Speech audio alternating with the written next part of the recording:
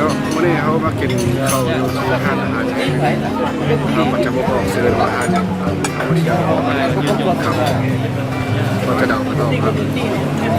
ต้องพับต้องดูด้วยห้องว่าส่วนกระแสทั่วไปที่การละเอียด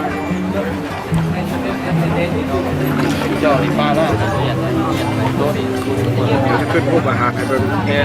ว่าอาหารต้องกินเป็นแบบไหนโอ้ข้าวแม่แดงก้อนกับอะไร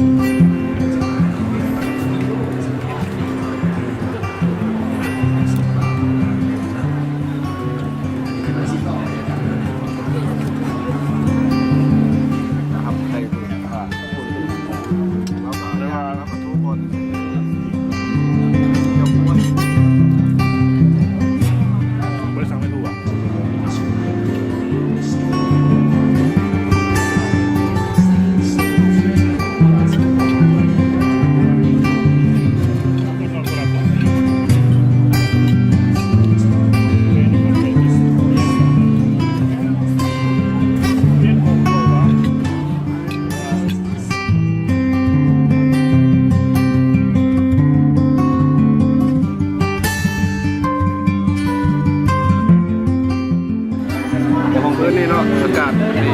แล้วก็บรรยากาศดีบรรยากาศเป็นใจอากาศดีก็ร้อนใจมีเบียร์ป่ะเบียร์แซ่บเบียร์ป่ะเบียร์กับตอง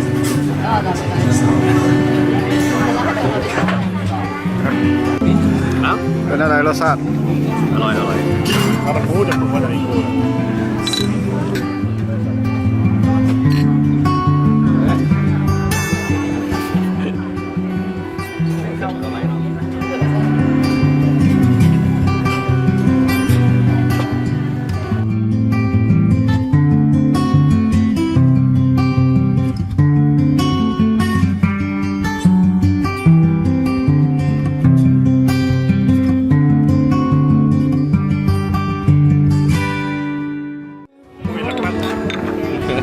มีจุกแบบนี้ดูหลังมันแล้วโอ้อนาคตนี่เป็นอะไรอ่ะแม่ดูหลังมันคือเขาถามมาเลยที่ครับครับแต่นี่นะคือตัวนะบอกคือตัวไว้เอ้าเวลาสั่งแนวจะจานก่อนจานเดียวถ้าใครมีหลังมันเลยนะไปล้มเขามันเขาแค่นี้คือกันแล้วที่3 คนนั่นก็ไม่ค่อยมาห้อง3 คนอะไรผมมักแล้วไปล้มก็เจอแค่เขาบดเอานะเขาโอพักเขาเอาบวกป้าเขามาซื้อ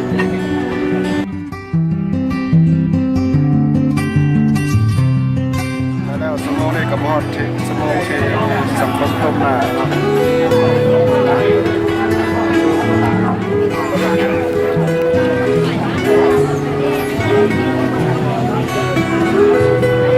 ถือว่ายิ้มเข้าแล้วก็สนใจแต่โทรศัพท์อย่างเดียวเนาะ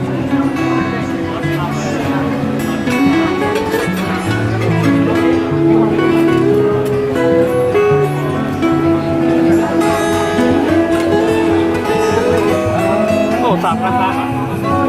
คำเมนสุดานักแนบ